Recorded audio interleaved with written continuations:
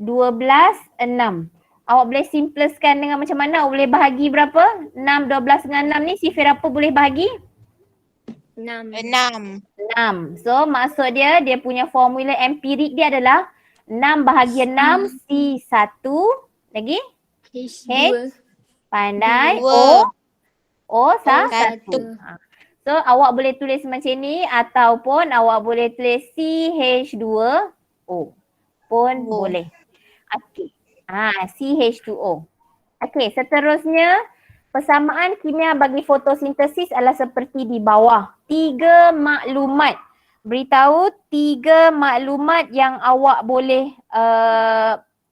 boleh beritahu dekat sini. So daripada sini sebenarnya awak kena interpret macam soalan semalam juga. Teacher beritahu. Bila dia kata interpret, tafsirkan samalah juga dengan maksud dia nak maklumat atau maksud beri 3 maklumat ni sama juga macam tafsirkan.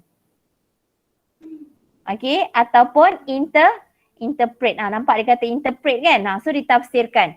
So macam mana awak nak tafsirkan? Okay, sekejap teacher tulis dekat kertas kosong. So daripada situ, daripada maklumat yang kita tahu chemical equation yang terlibat adalah 6 CO2, 6 H2O. 6 CO2, 6 CO2 plus 6 H2O produce C6 H12 O6 plus apa? Berapa O2? 6O2. 6O2. So bila dia nak interpret, awak boleh beritahu untuk dia nak 3 kan. Yang pertama explain dulu bahagian reactant. Explain reactant. Apa maksud explain reactant? Awak beritahu how many moles of what react with how many moles of what. 6 mol bahan bertindak balas dengan berapa mol bahan yang seterusnya. Okay, so dekat sini kita beritahu 6. Sekejap bagi pekat sikit. 6, kat sini 6 kan. Maksud 6 ni adalah 6 moles of CO2. So kita kata 6 moles of CO2 react with 6 moles water. Okay, so ini dah satu markah. So bila kat sini, maksud dia bahasa Melayu dia 6 mol CO2. Ini maksud dia sama, lebih kurang sama je dengan bahasa Melayu. 6 mol CO2 bertindak balas dengan 6 mol air. Lepas awak cerita tentang reactant, awak cerita tentang produk pula. So produk kita, ni berapa mol kita punya C6H12O6 ni? 1. Berapa? 1. So kita kata 1 mol C6H12O6 produce. So yang ketiga adalah awak beritahu, kalau awak katalah, let's say awak tak tahu yang ketiga apa, awak 1 mol C6H12O6 produce and awak tuliskan 6 mol oxygen produce.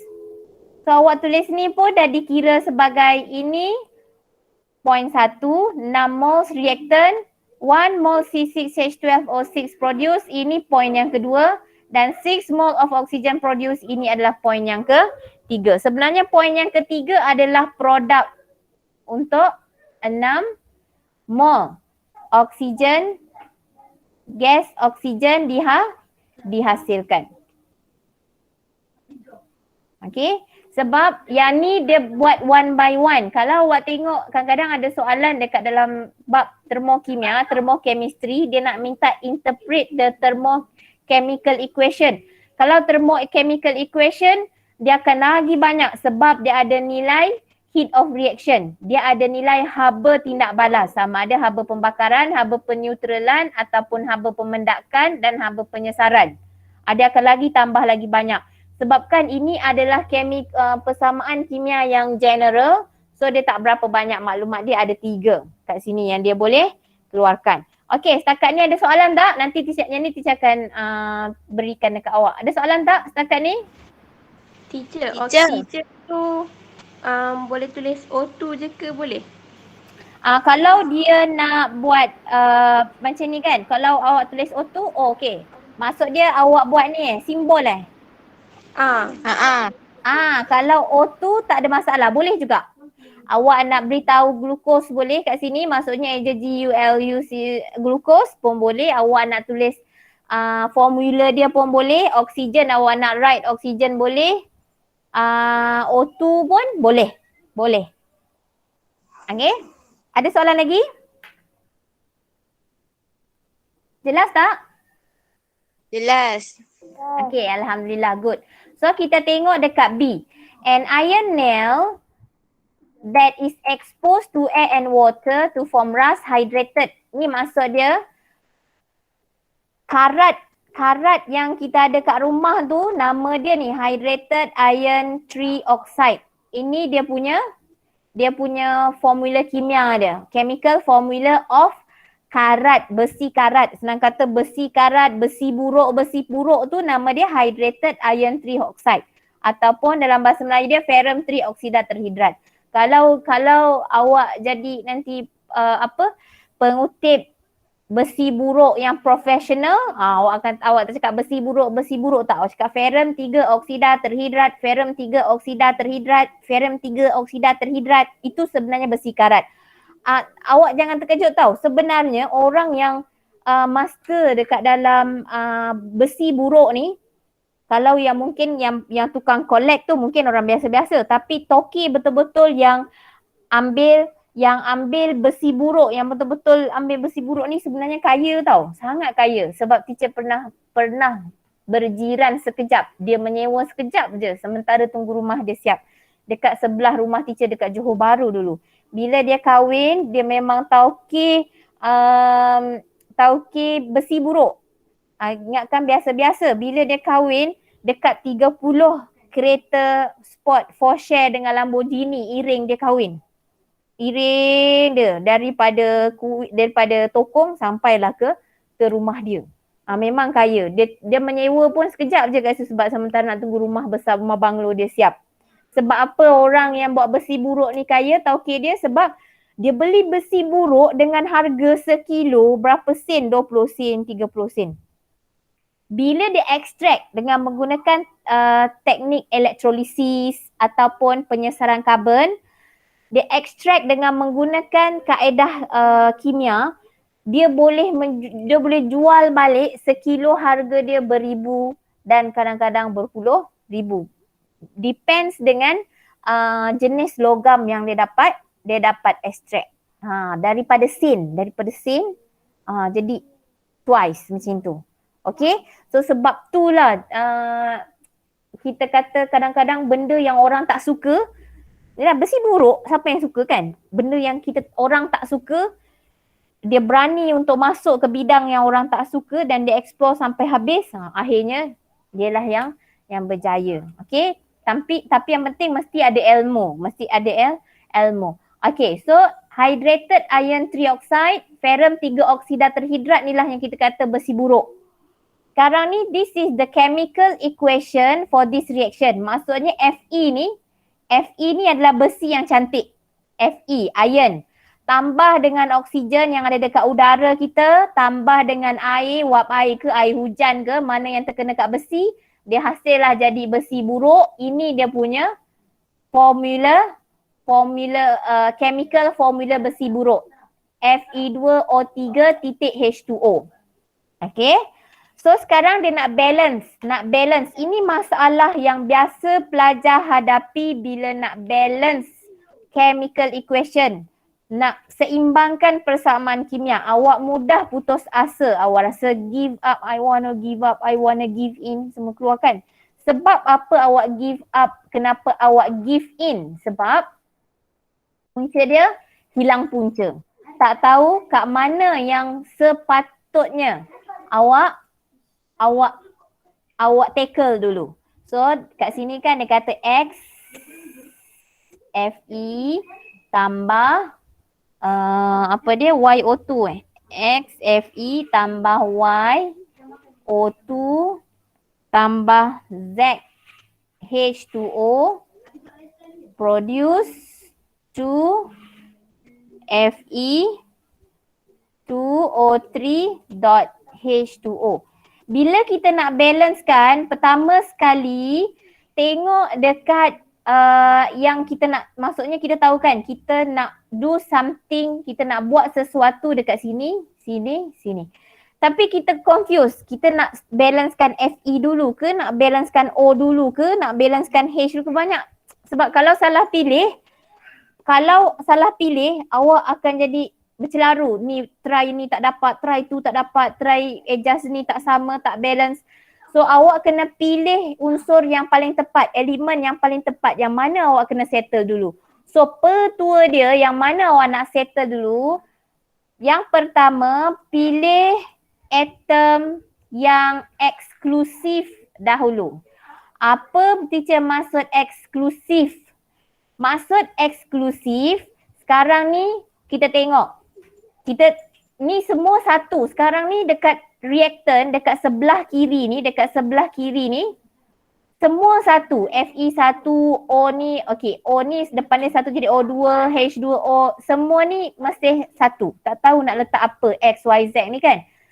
So bila awak nak pilih, awak nak buat pemilihan daripada sini, siapa dulu awak nak ni, awak pilih dekat sini, dekat yang bahagian sebelah kiri, yang mana yang eksklusif. Maksud eksklusif ni untuk balancekan dia, atom tu hanya ada dekat satu tempat je. Atom eksklusif ni macam contohlah, tudung eksklusif ada kat situ je. Ataupun baju eksklusif, corak tu satu je. Itu maksud eksklusif. So atom mana yang eksklusif? Yang atom tu tengok Fe. Fe eksklusif ke tak? Kat sini ada Fe tak? Tak ada. Sini ada Fe tak? Tak ada. Hanya ada dekat sini saja. So Fe ni, siapa yang eksklusif? Fe ni atom eksklusif.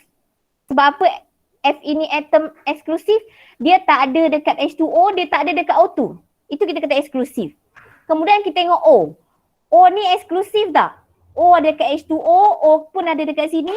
Kat sini tak ada. Tapi ada dua tempat. So O bukan eksklusif. Jadi O ni kendian dulu. Biar P dulu, nanti dulu. Later on. Nanti dulu, jangan pening-pening O. Cari siapa yang eksklusif. Kemudian tengok H. H, ini ada H, H2O ada H. O tak ada H, Fe tak ada H. So H pun eksklusif. So kita kena pilih yang mana eksklusif, yang itu dulu kita sentuh. Itu yang kita touch dulu. So kita katalah kita touch Fe dulu. Sebab Fe eksklusif kan, nak tak nak hanya dekat sini saja kita boleh touch dia. So Fe kat sini ada 2, tapi nampak dia ada perkali depan ni, koefisien. So 2 darab 2 maksudnya Fe ada 4. Sebab 2 darab 2. So automatic X ni adalah 4. Sebab nak tak nak, suka tak suka, sebab kat sini Fe dah ada 4, kena automatic letak 4 dekat sini. Sebab Fe tak ada kat tempat lain. Kat sini tak ada, kat sini tak ada. Dia eksklusif, hanya kat sini saja. So kita letak terus 4 kat sini. Okay. Kemudian Fe settle. H. H pun eksklusif. Sebab apa H eksklusif ada kat sini saja. So kita tengok dekat sini. H kat sini ada 2. Depan ni ada 2. So 2 darab 2. H ada 4. Okay. Fe tadi ada 4. So H kat sini ada 4. 2 darab 2 2 darab 2 4. Ini Z kan. So maksud dia H kat sini kena letak 2. Sebab apa nak 2? Sebab kita nak jadikan dia sama dengan sebelah. So kat sini 2 darab 2 dapatlah 4H sama dengan 4. Fe sama dengan 4. So dah settle. So bila settle yang ni, barulah kita settlekan O yang kat sini. Tapi dalam mana kita nak settlekan yang O ni, apa yang awak kena take note, kira dulu O sebelah kanan ni ada berapa. So O sini 1 kan. O kat sini ada 3. So 3 darab 2. Kita ulang. Yang bawah ni bila ada perkali kat depan ni, maksudnya 2 ni untuk Fe, 2 ni untuk O, 2 ni untuk H2, 2 ni pun untuk O yang sini. So 2 ni kena darabkan dengan 3 O ni. Sebab ada 3 O ni 3 kan. So 3 darab 2, 6. Okey, H2O ni ada 1. So 1 darab 2, 2. So tambah 2. Maksud dia O adalah 8. Setakat ni ada masalah tak? Faham ke tak faham teacher terang ni? Faham. Okey, Alhamdulillah. So seterusnya, kat sini kita tahu O sebelah kanan ada 8. O sebelah kiri. Sebab O tak eksklusif, melambak-lambak, ada 2 tempat. So kita kena consider. Dalam kita nak jadikan 8 ni, kita kena tahu sekarang ni O sedia ada yang dekat sini, yang dekat bahagian ni nampak O1, kat sini tadi kan kita dah ubah 2. So 2 darab 1 bersamaan dengan 2. So O yang sedia ada dah ada 2. So jadinya 8 kena tolak dengan 2. Kenapa tolak 2? Sebab ada 2 O dekat H2O. Tadi 2 H2O tu. Sebab tu kena tolak 2 sebab kita nak letak kat sini Y berapa. So 8 tolak 2 bersamaan dengan 6. So yang diperlukan lagi 6. So bila nak jadikan 6, so Y ni bersamaan dengan 3. So maksud dia kat sini X bersamaan dengan 4, Y bersamaan dengan 3, Z bersamaan dengan 2. Okay. So setakat ni ada masalah tak? Jelas ke tak jelas? Jelas. Okay, good. InsyaAllah nanti teacher masukkan yang conteng ni, contengan teacher. Okay, so X, Y, Z kita dah dapat. State the number of mole of iron that is required to produce 1 mole of hydrated iron trioxide. Nyatakan bilangan mole. Ni soalan senang je ni. Sebab dia tak nak pun jisim, dia bukannya nak isi padu, dia bukannya nak bilangan zarah, dia bukan nak mass, dia bukan nak number of particles. Dia nak bilangan mole, number of mole. Bila dia nak number of mole, means that the question is very straight to the point. Maksudnya kita buat ratio je kita dah boleh nampak. Sebab daripada persamaan yang kita buat tadi kan, X tu bersamaan dengan 4, ini adalah 4 Fe tambah 3 oksigen tambah 2 H2O kan.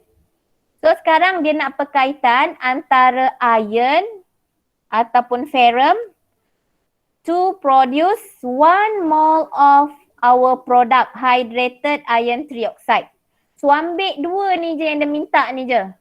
So yang lagi 2 reaktor ni biar P jangan layan. So kat sini kita tahu 4 Fe is equivalent to 2 Fe2O3 hydrated H2O. Ataupun kita kata 4 mol ferrum bersamaan dengan 2 mol Fe2O3 H2O. So, if 1 mol, sekarang dia kata kalau 1 mol Fe2O3 H2O, so means that berapa mol Fe? 2. Pandai. So, jawapan dia adalah 2 mol Fe. So, this is the answer. So maksudnya 2 moles of Fe. So dapat markah dah. Buat cara macam ni dia dapat markah. Okay, sekarang calculate the relative formula mass.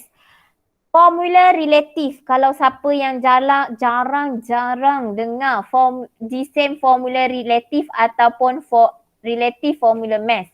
Yang sebenarnya, kalau awak ingat sebenarnya, yang kita belajar relative mass ada 3. Pertama, relative atomic mass, relative molecular mass dan relative formula mass. Kalau dalam bahasa Melayu, G-same atom relative, G-same molecule relative, G-same formula relative. Formula ni untuk siapa? Formula ni adalah untuk ion. Jika jenis zarah dia ion, kita panggil relative formula mass.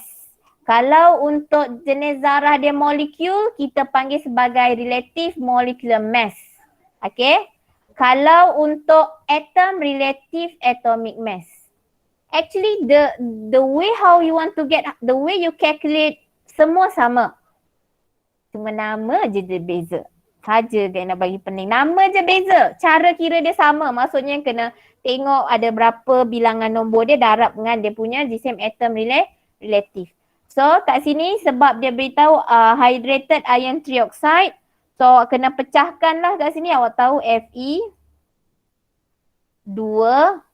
Okay. Lagi satu pelajar confuse bila nak kira G-same formula relative ke bila nak kira molar mass, dia confuse. 2 ni kena kira sekali tak? Jangan kira.